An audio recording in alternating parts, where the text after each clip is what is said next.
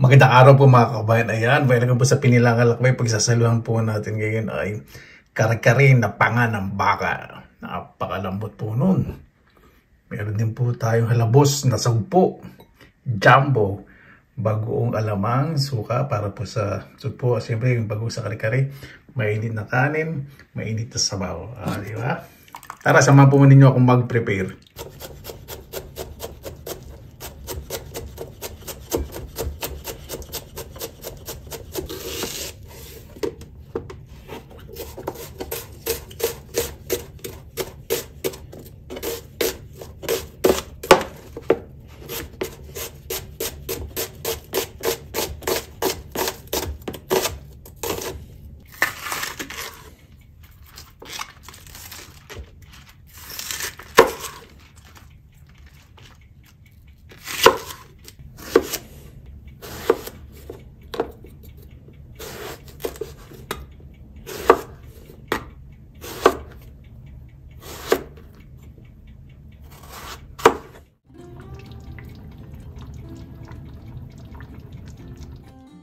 Ayan, nakabili po ako ng sariwa. Minsan lang po nakakabili ng ganito ng white prawn. Diba? Isa po kasing dark tiger prawn po ang tawag po doon. Ito yung white na sugpo, medyo lighter color. Ang lalaki po. Napakasarap. At nagpapakulo na po ako ng panga ng baka. Mas masarap po ito. Mas malasa sa kare-kare. Diba? Palalambutin ko lang po yan. Ay nako, salamat po sa Diyos. Nakabili rin po ako ng sariwang puso ng saging. Ito, nung binili ko po, binalatan ko na. Hindi ko po sasayangin itong mga bulaklak po na to. Tatanggalin ko po yung matitigas sa gitna. Iisa-isahin ko po yan. Yung napakamahal po ng presyo dito. Siyempre naman, galing pa po ito sa Southeast Asia. Sa Thailand po yata galing. O, diba? Ilang dagat ang pinagdaanan nito. Ito malambot. Hindi ko may tatanggalin. At ilang talsik ng laway ng chismosa ay nagdaan dito. Ayan. Hindi naman siguro nagdaan sa ganun. Ayan po. Yung gitna po niyan may parang ting-ting. Hindi naman po ganun kahirap tanggalin. Kailangan lang po syempre ng pasensya. Kung ayaw nyo ihalo sa kare-kare, pwede nyo ito ihalo sa ibang mga putahe. O sa humba, sa lechong paksiw. Pwede rin. Paksiw na pata. Iba naglalagay po nito sa lechong paksiw eh. Sarap din po. Marami naman po dito sa Finland, hindi naman po tumutubo lahat. Kaya yung mga gantong mga gulay parang bumibili na rin po kayo ng bawat 1 gramo ng ginto. Opo, napakamahal po ng presyo po nito. Kaya nagbibili po ako nito talagang yung bawat hibla na pwede kong lamunin. Kainin ay talagang nililinis ko po. Ito po ang puso. Kapag nalinis nyo na po, diretso na po sa tubig para hindi po mangitim. Ito na po yung technique. Kapag lulutuin nyo po agad siyempre kung patutuin nyo naman, hindi nyo na kailangan ilagay sa tubig. Pero siguradahin nyo namang malinis yung puso ng saging, hindi naglalamira, di ba? At siyempre maligo din kayo. Siyempre hindi bagmam yan. Sumama sa kakainin. Sa magpupusod kayo ng buhok. Di ba? Sa puso po ng saging, ito malambot na po. Siguraduhin nyo pong malambot na yung iiwanan po ninyo. Ang paghahati po ganito. Hindi naman po kalakihan kasi itong puso eh. Nagamit po ako ng ng paper towel. Tapos medyo igitlaan nyo lang po dito. Tama ba yung sinasabi ko? Hindi na siguro. Tama na yan. Maninipis na. Kaya ko po agad sa tubig. Malit lang po kasi itong puso eh. Para hindi mangitim. Diba? Hindi umawas sa anggalan. Sa tubig po, lagay po tayo ng asin. Okay lang po kung medyo dumami yung asin. Kasi magre-release po ng dagta itong puso ng saging. So pag kinain natin, hindi siya, di ba minsan pag kumakain kare-kare minsan bakit ganun yung sarsa parang mapakla? Dahil sa puso po yun. Yan, bababad po natin ng bahagya. Mga, ano lang po yan, 5 to 15 minutes. Huwag naman po isang oras. Kasi masyadong lalanda po yan pag umabot ng isang oras. Mga 5 to 15 minutes lang. Ayan po. Malambot na po ang panga ng baka. Hiwalay na po sa buto. Yan po yung gusto ko sa kare-kare. Hindi na po yung panga na malapit sa ngipin. Ito po yung medyo taas. Taas na bahagi. Hindi pala. Panga nga pala. Yung medyo baba ng ngipin. Yan po yun. Magpiprito po muna ako ng talong. Meron po ako dyang mantika. Hindi na po masyadong marami. Pero lalagyan ko po yan ng atswete oil. Para maganda po yung kulay.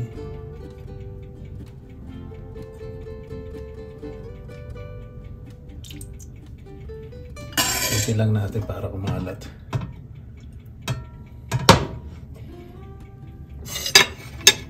Yes, nakikita ko yung tangkay. Tanggalin natin.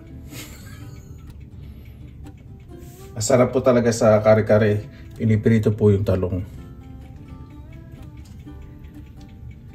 Siyempre mas masarap po yung talong sa Pilipinas, yung pahaba. Ito po kasi medyo matubig. Pero pag pinrito po ito ng maayos, masarap. Habang piniprito po natin ng talong, nahugasan ko na po yung supo. Lagay po, ay, naparami yata asin. Lagyan natin para spread it out ang asin. O, diba? Gamit tayo ng ito. Ihalabos po natin. Simpleng halabos lang po ang gagawin po natin sa subo. Yan. Kapag magpiprito po kayo ng talong, medyo lakasan po nyo yung apoy. Wag naman yung masyadong malakas. Yung pag nilagay nyo yung talong, sunog na sunog na, hindi naman po ganun. Ito po yung maganda. Oh. Medium high heat lang. Yan po yung masarap sa kare-kare. Kasi kapag mahina po ang apoy, nagprito kayo ng talong, nako, malabsa. At mag-absorb lang po ng maraming mantika. Okay na po yan. Susunod ko na po ang pagigisa. Sa pagigisa po, gagamit po ako ng puro na atswete oil. Kasi gusto ko po talaga, pag kare-kare, makulay. Depende naman po sa inyo kung gaano karaming mantika po ang ilalagay po ninyo. Mga ano lang po siguro.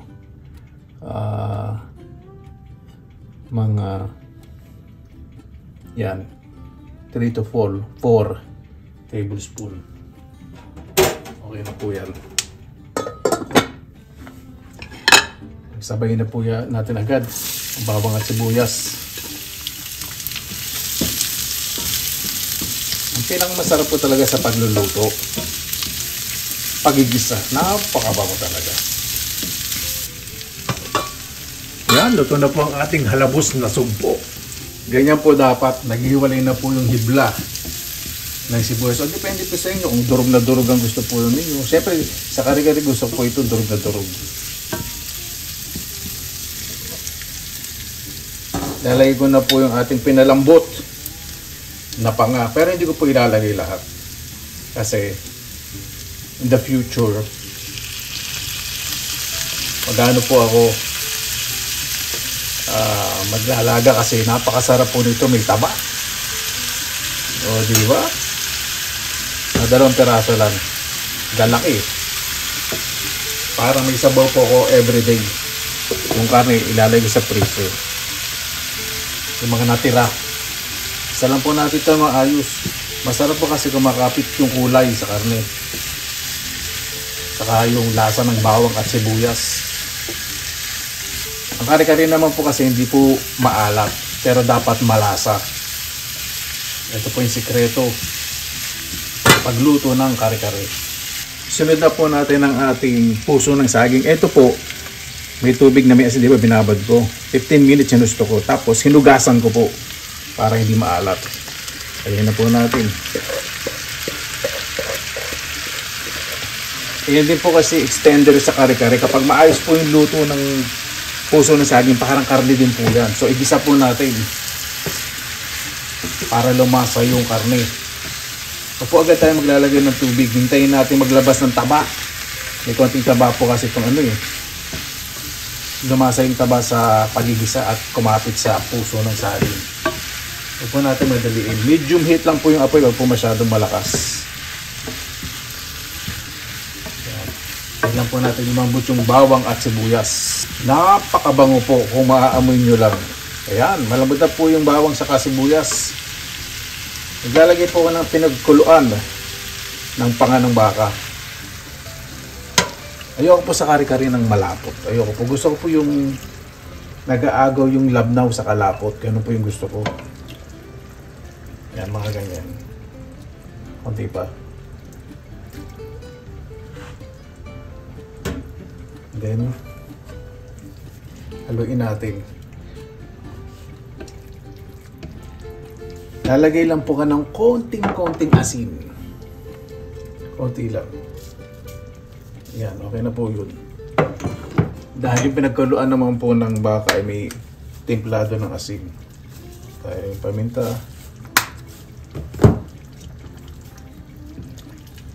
At haluin po natin ng maayos. Kung hindi sa isang lugar lang iipon yung asin, saka yung paminta na ilalagay natin. Yan, ganyan.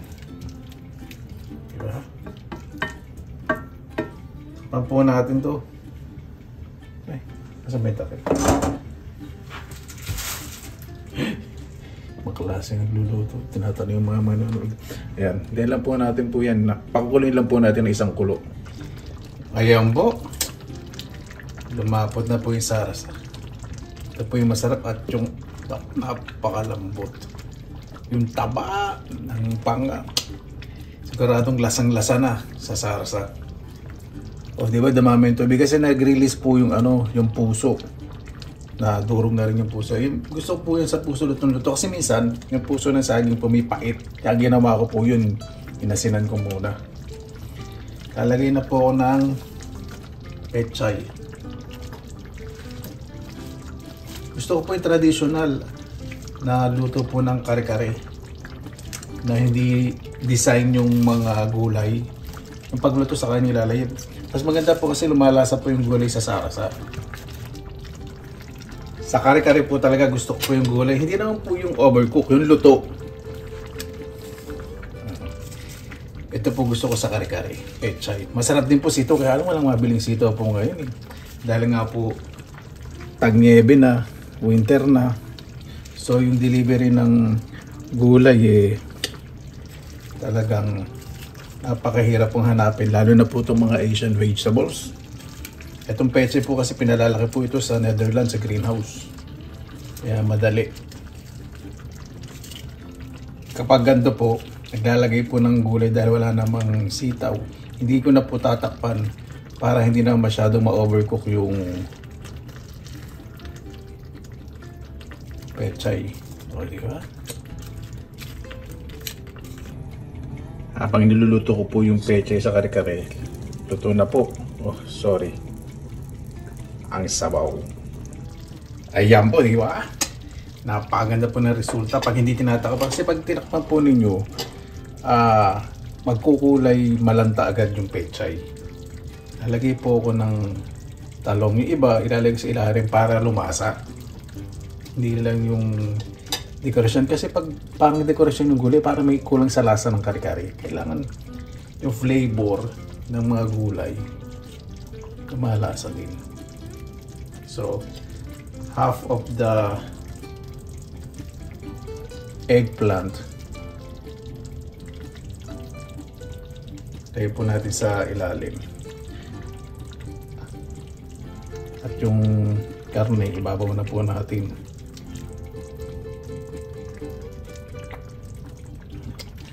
Ito na po, naglalaway na po ako dito sa niluluto ko. Yan na po natin yung talong sa ibabaw. Labas natin yung magandang pagkakaprito para sa matinig na presentation. Di ba?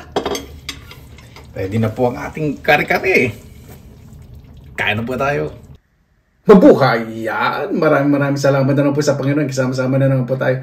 Naway safe po ang lahat. Bago pa tayo salamatan po muna natin ng Panginoon. Panginoon, maraming salamat na po sa biyayang binigay niyo po sa ibibigay na sa araw po na to. Naway bawat sa po iligtas. Lahat po may pinagdadaanan, makaraos po. Kaya na po bahala po sa amin. Sinusuko na po namin sa inyo lahat. Sa ngalan ni Jesus, amin. Sarap pa natin. Yan po Asad ko lang po itong pineapple juice.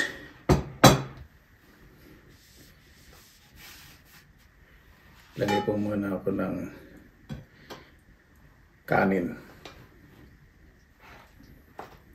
Tuwan-tuwa po kasi ko dahil sa Oriental shop o Asian shop, nakabili po ko ng ng supo at saka po nung mga gulay tulad ng puso ng saging. Ayoko po kasi nung dilata, maraming preservatives.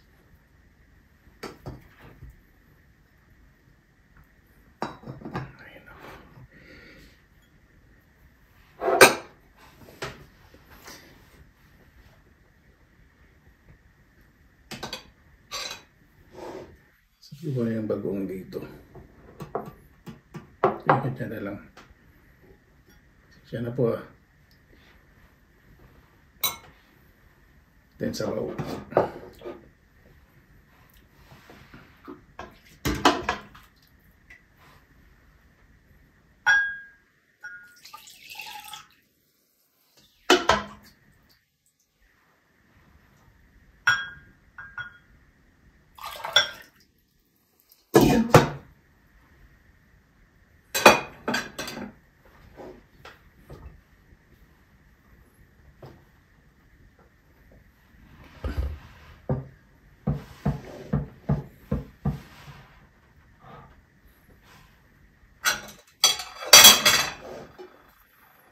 Tingnan muna tayo sara sa aking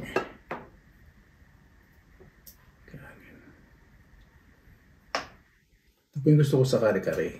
Yung hindi po masyadong malabot yan.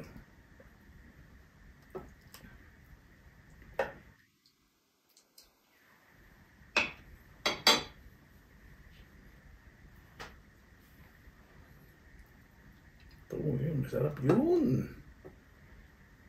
Ang taba. Yan po mainit na mainit pa po. Nahin po muna natin ang supo.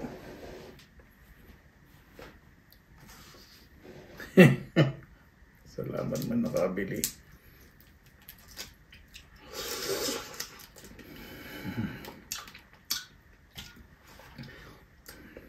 Pakasarap. Tama-tama yung luto. Huwag niyo po yung overcook kahit palabas ng ipon kasi didikit po yung balat. Maganda pag namula na, patayin na po ninyo yung kalan, takpan nyo, huwag nyo pong bubuksan para hindi madry. At yan, madali pong balatan. Suka, spice vinegar.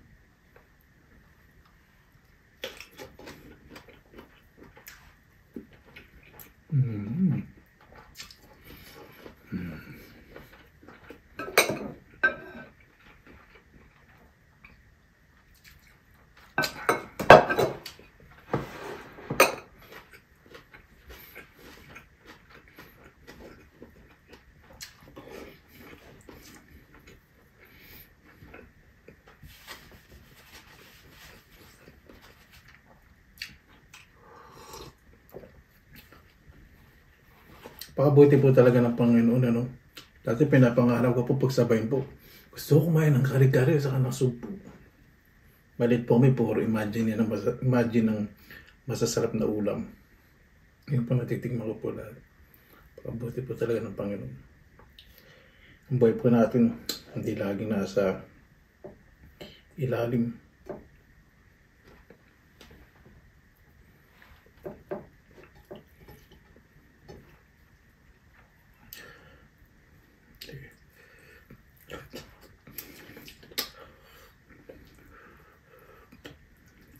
Init ba?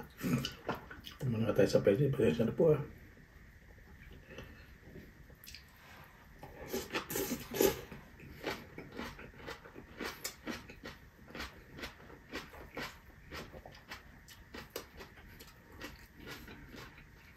Bumara tayo sa supo.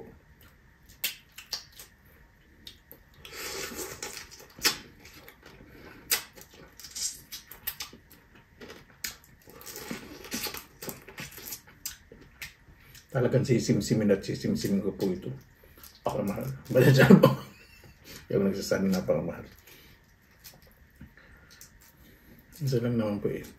Siyempre, ititreat naman po natin yung sarili natin. Pero minsan-minsan.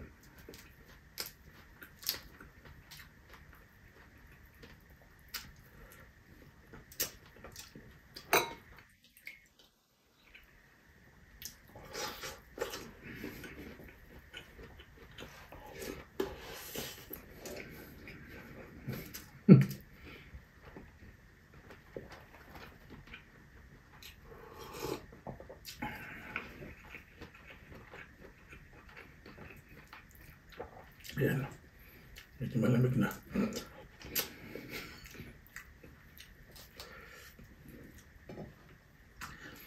Yung talong. Matagal lumamig talaga talong.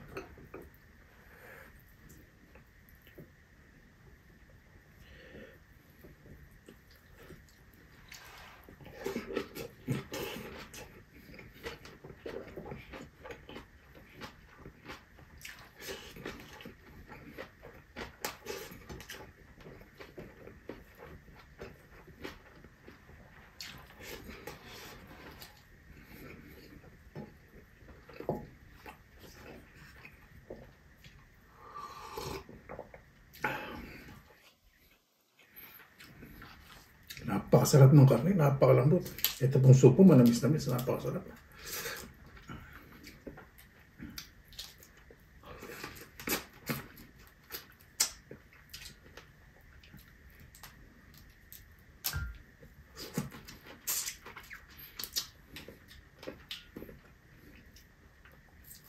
Excuse me.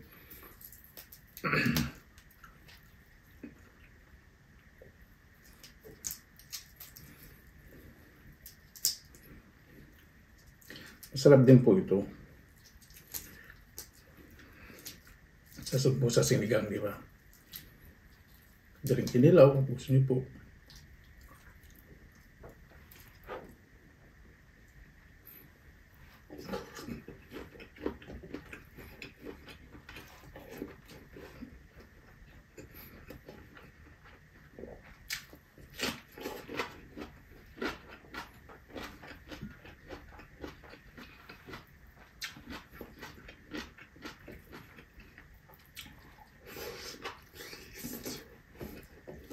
Lambot.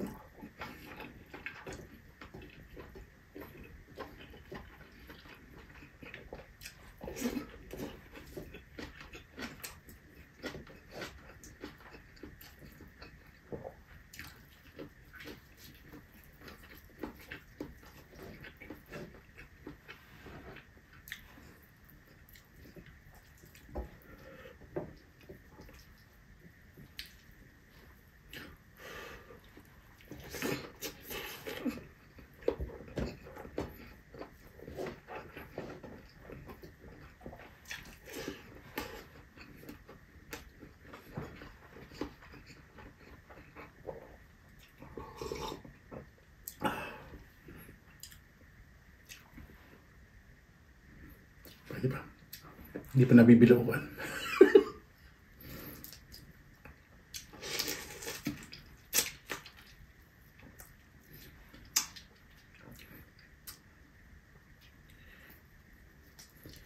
Last week sa Pilipinas, itong sugpo, yung jumbo. 9 to 1,000 po isang kilo. 900 to 1,000. Hindi ko po alam po ngayon magkano sa amin sa Bulacan. Marami na rin po yun.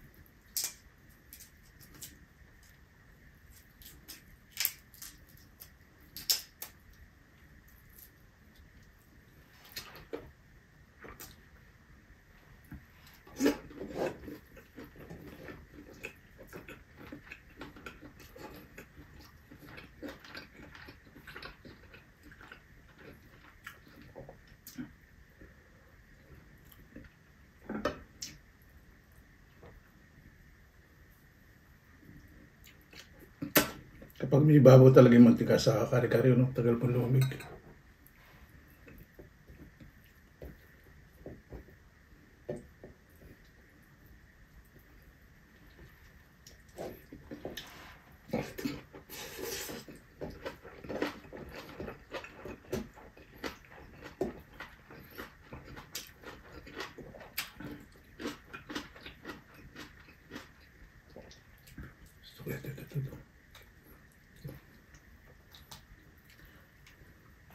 Ulitin.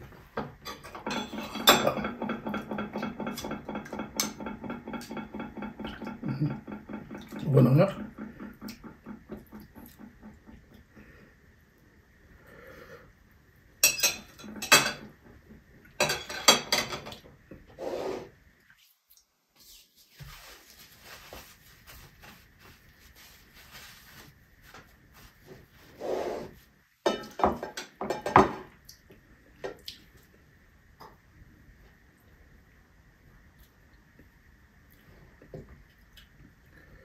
Pero hindi po masarap sa goto. Diba?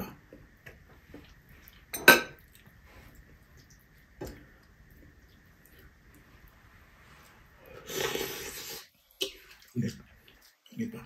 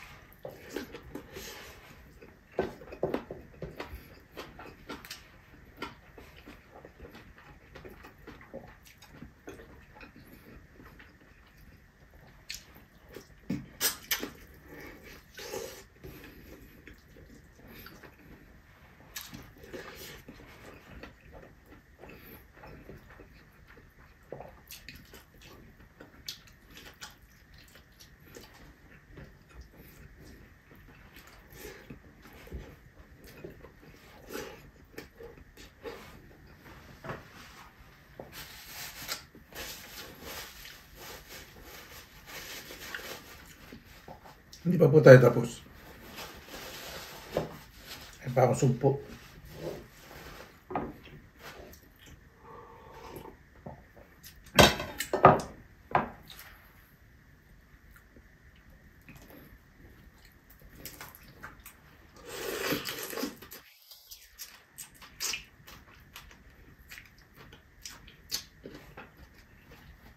Switch muna kayo nasa baba.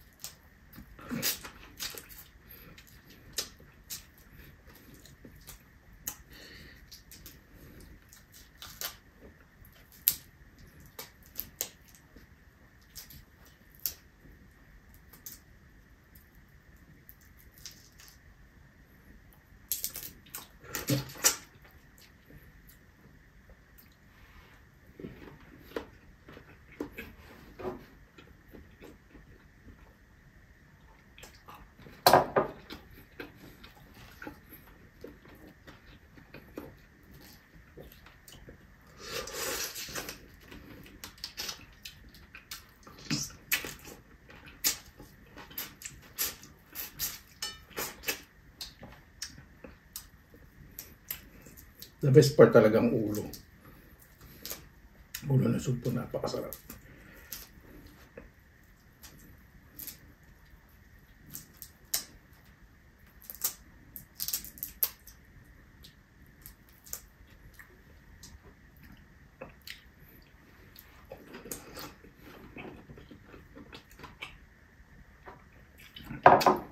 Pag kumakain po ako ng suwahe o kata ng hipon, no? Parang hindi po ako nabubusog. Ano, may suka.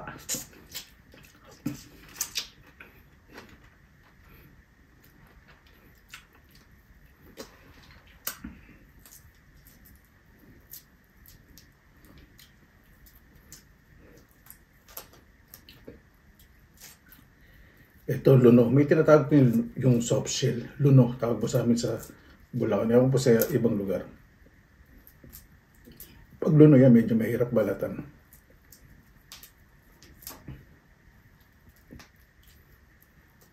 Yung malambot po yung balat. Gusto ko yung mayroong talangkang luno. Yung sarap po yung makain po ng buong buo, pati yung shell. Hindi po siya tigas.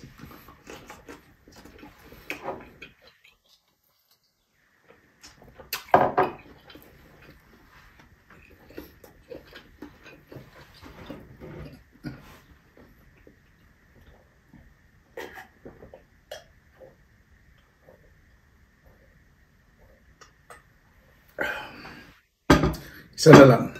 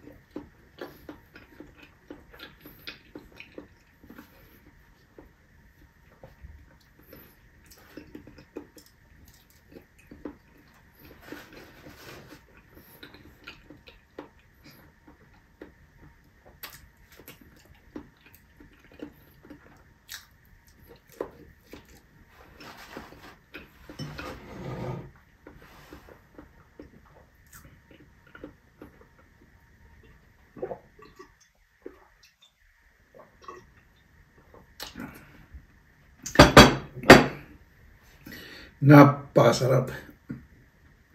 Mara po, bago natin tapos, pasalamatan po muna natin ang Panginoon. Panginoon, maraming salamat na sa biyaya niyo po sa amin na yung bawat isa po iligtas, lalo na po yung malalayo po sa kanilang mga mahal sa buhay at mga may pinagdadaanan po. Kayo na po bahala po sa amin na maibsan po ang bawat dinadala pong problema o pagsubok ng bawat isa. Sinusuko na po namin sa inyo lahat sa ngalan ni Jesus, sabihin. Paano po, maraming salamat na po sa inyong oras nila sa Pinilang Kalakbay. Sa lagi po tayong positive vibes, good vibes. God bless. Ingat po lagi, magandang araw. Laban na!